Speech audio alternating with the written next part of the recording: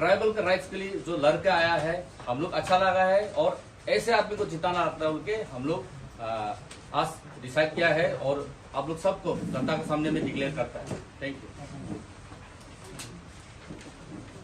You सभी media friends को। आप लोग आज यहाँ समय निकल के आया बोल के।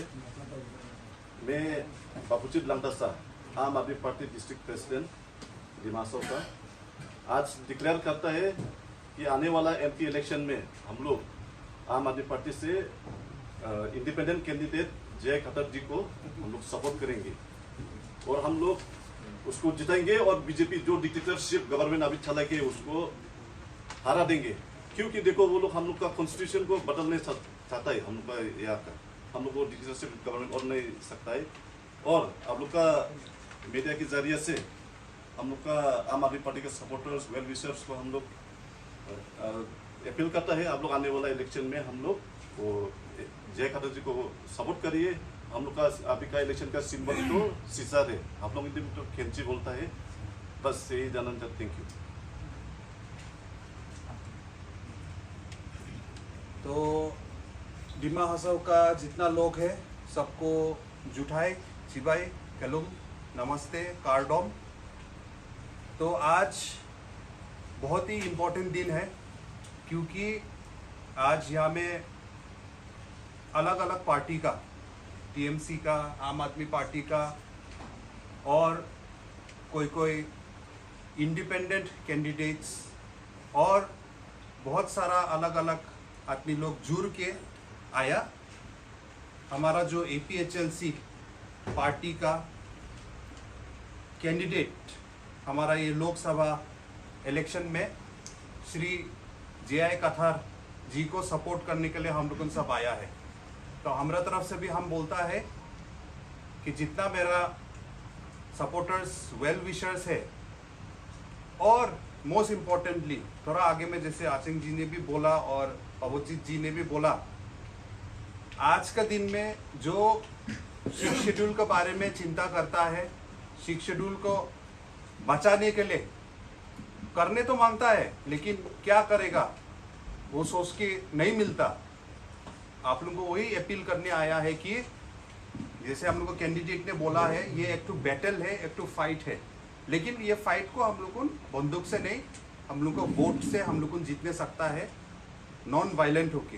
तो आप लोग को हम अपील करता है कि हम लोग को जो कैंडिडेट है श्री JI कथार जी को, उसको आने वाला इलेक्शन में डिमा हासाओ से भी फुल सपोर्ट हम लोग देने के लिए, कार्बी आंगलोंग से भी फुल सपोर्ट मिल रहा है और हम लोग डिमा हासाओ से भी हम लोग सपोर्ट देने के लिए। हाँ, APHLC जो पार्टी है हम लोग को डिमा हासाओ में तो अभी ये पार्टी इतना एक्टिव नहीं है, लेकिन आज हम लोग ये जमाव जो हुआ है वो पार्टी पॉलिटिक्स से बढ़ के हम लोग को सोचने के लिए अभी लास्ट चांस है, इसलिए हम लोग सब आया है। हम आप लोग को एक तो पर्सनली एक चीज भी बोलना मांगता है। आज देखो हम लोग यहाँ में सब आया, आप लोग मालूम है कल परसों हम लोग का काउंसिल का इलेक्शन हुआ था और हाफलोंग कॉन्स्टिट्यूएंसी से हम एज एन इंडिपेंडेंट खड़ा हुआ, आचिंग जी इधर से TMC से खड़ा हुआ, बाबूजी जी इधर आम आदमी पार्टी से खड़ा हुआ। सोचने से तो हम लोग तो पॉलिटिकल राइवल्स है और आजकल का दुनिया में ऐसा हो गया कि जो पॉलिटिकल राइवल होता है वो तो दुश्मन, मतलब कभी दोस्त हो ही नहीं सकता।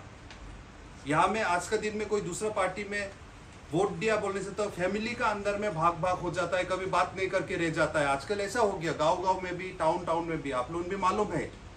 लेकिन फिर भी हम लोगों कल परसों अलग अलग एक दूसरे के साथ हम लोग लड़ाई किया, लेकिन आज हम लोग एक साथ क्यों आया? एक साथ क्यों आया?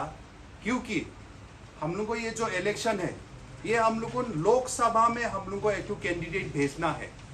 ये हाफलोंग का फाइट नहीं है, ये माहूर का लिए नहीं है।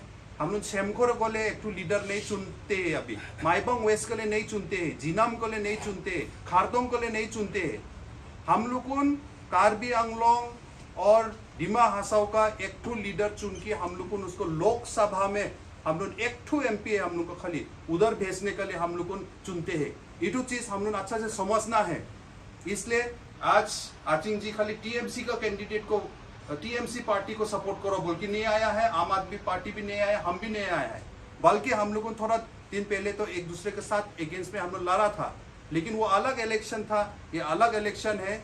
हम लोग को एक रिप्रेजेंटेटिव चाहिए जो 6 शेड्यूल के बारे में बात करता है।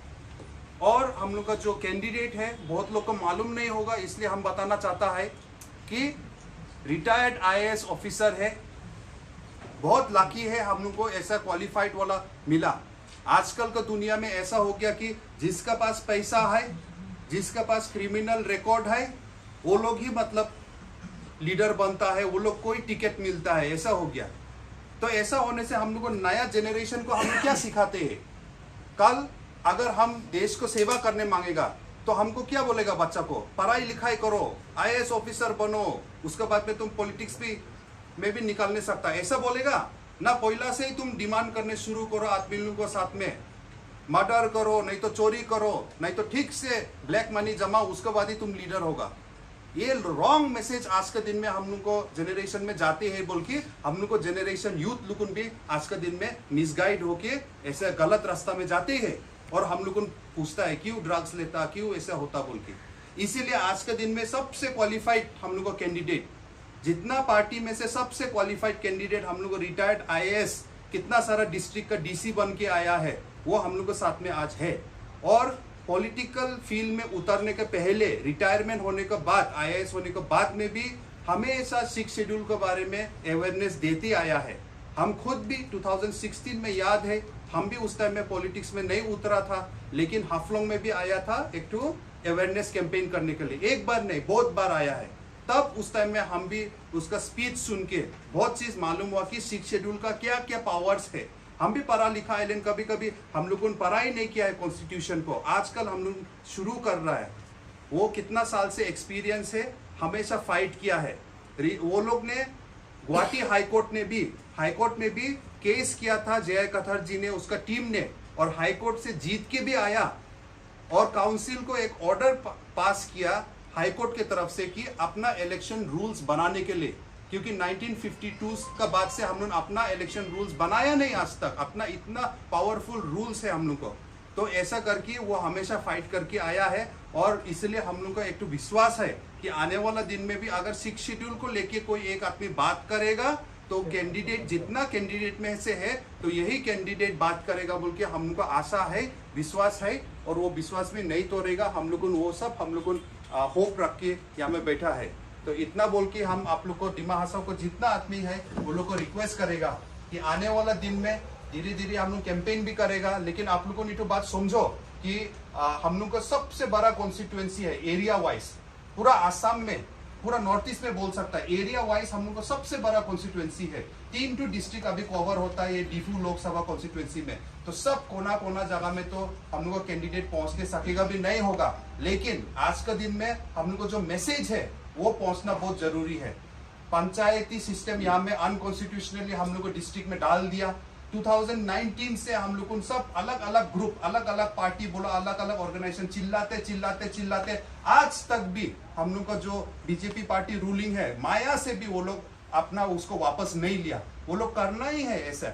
125th कॉन्स्टिट्यूशन अमेंडमेंट बिल में उधर में पूरा डाल दिया कि पंचायती राज सिस्टम अभी लागू करेगा बोल के। अभी वो राज्यसभा में प्लेस है। इस बार अगर फिर से हम लोग बीजेपी को वोट देगा तो वो लोग को पूरा फ्री एक मतलब पास मिल जाएगा कि अभी तो हम लोग पास कर देगा। क्योंकि अगर हम लोगों ने अगर वोट दे देगा तो मतलब हम लोग तो उसको एग्री कर दिया। तो 125th कॉन्स्टिट्यूशन अमेंडमेंट बिल में जो पंचायती राज 6 शेड्यूल में करेगा बोला, उसको एग्री कर दिया होगा। तो क्योंकि ऑलरेडी वो राज्यसभा में प्लेस होके है, इसीलिए उसको प्रोटेस्ट अगर करना है तो हम लोग को अपना वोट से भी दिखाना पड़ेगा कि नहीं, ये हम लोग को नहीं चाहिए। नहीं तो हम लोग को 6 शेड्यूल खत्म हो गया, अब खत्म पूरा हो गया, आप लोग समझो। तो इसीलिए हम लोग को दुख है कि आज का दिन में बीजेपी भी बोलो, कांग्रेस भी बोलो, वो लोग इसके बारे में कुछ नहीं कर रहा है। 125th कॉन्स्टिट्यूशन अमेंडमेंट बिल में भी नो डाउट बीजेपी तो कर ही रहा है, लेकिन दुख का बात है कि 125th कॉन्स्टिट्यूशन अमेंडमेंट बिल में जो चेयरमैन है वो कमेटी का, वो आनंद शर्मा, वो तो कांग्रेस का ही एमपी है। तो इसलिए एटलीस्ट उसको तो समझना चाहिए था कांग्रेस एमपी को, और इसको रोकना था। लेकिन वो भी खुद चेयरमैन होके उसको अलाउ कर दिया। तो आज के दिन में हम लोग कहाँ जाएगा? हम लोग को कौन नेशनल पार्टी कौन हम लोगों को माया करता बोल के हम लोग इधर उधर हम लोग भटक रहा है। इसीलिए हम लोग को एक रिप्रेजेंटेटिव भेजना है। इससे एपीएचएलसी पार्टी से आप लोग को इलेक्शन में 500 रुपया मिलेगा ना 1000 मिलेगा ना क्या 2000 मिलेगा, वो आप लोग मत सोचो कि हमेशा वोट में पैसा देके वो लेगा, वो मत सोचो। अगर हम लोग को 6 शेड्यूल बचाना है आज के दिन में, तो हम लोग को एक तो स्ट्रॉन्ग एक तो मैसेज भेजना है दिल्ली में लोकसभा में, वो हम लोग को कैंडिडेट ही भेजेगा। इतना बोल के आप लोग को हम फिर से रिक्वेस्ट करता है कि 26 अप्रैल को आप लोग जब वोट देगा एक कैंची सिंबल में आप दीजिएगा। इंडिपेंडेंट है एपीएचएलसी, अभी तक पूरा फुल्ली रजिस्टर्ड पार्टी नहीं है बोल के इंडिपेंडेंट होके आएगा, लेकिन कोई बात नहीं है। आप लोगों ने ये कैंची को आप लोगों याद करो, ये है सिंबल, और आने वाला दिन में आप लोग को सपोर्ट हम लोग आशा करता है कि फुल सपोर्ट मिलेगा हम लोग को, और जैसे भी हम लोग सक्सेस कराएगा ये 6 शेड्यूल को बचाने में। Thank you. I want to add a little more, that we will fight against CAA. CAA is a destructive law for us. It should not be implemented, it should be repealed. We also will fight against UCC.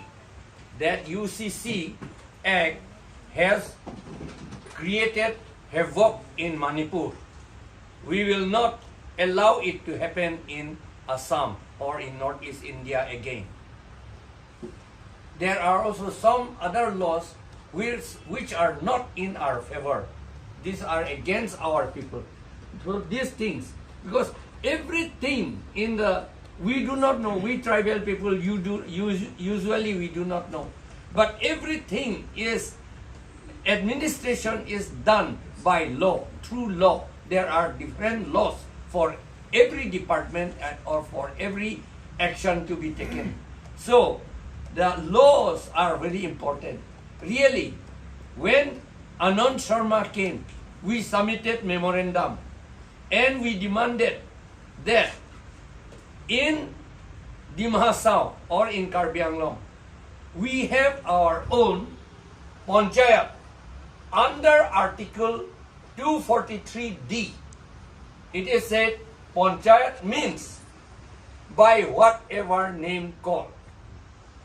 So in Dimhasau, for Dimhasa people, it is Raji Naisokho is the panchayat, and for Kuki people, Tulsung Vaisa is the panchayat, and for Garo it is Aking Nokma, and it is for Khasi it is Dorbarshnong, and for Karbi people it is Serwan Kep.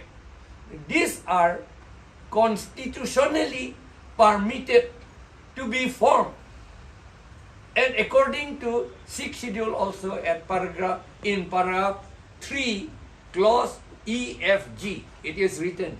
Now therefore, when constitution has allowed us, or rather directed us, not only allowed but directed us to have our own panchayat, why we are not allowed, why our people are not carrying it out here?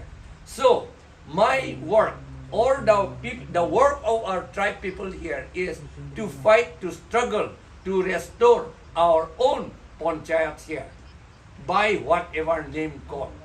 And according to Article 243M, panchayat of the plain people, plain people is not allowed here. It is not permitted. Constitutionally, what the government has done now, imposing panchayat in Dimhasau is unconstitutional and it is illegal. Not only that, it is destructive to our people, because it will wipe out our culture and everything. So we will fight against this. When I win election, I will do it.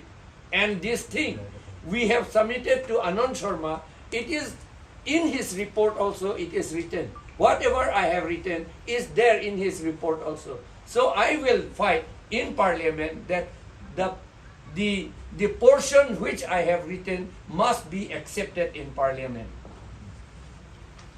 Sir, as you said that the motto of your party is to safeguard the 6th schedule, Article 244A. Yes. Yes, the opposition leader Rahul Gandhi recently or previously in last election also he have given his word, and there's a video of him that he will safeguard Article 244A and he will not allow CAA to enter in hilly areas, means tribal areas. So what is the difference between your party and Congress? We have actually, it is not Congress aim, but because we have forced them to say. I have talked to Rahul Gandhi recently, and he also agreed whatever I said. He said he also will fight with us to create Article 244A, that is autonomous state, for either separately for Dimmasaw or jointly with Karbi Anglong. That we will do it, and Rahul Gandhi has also agreed. It is not their own.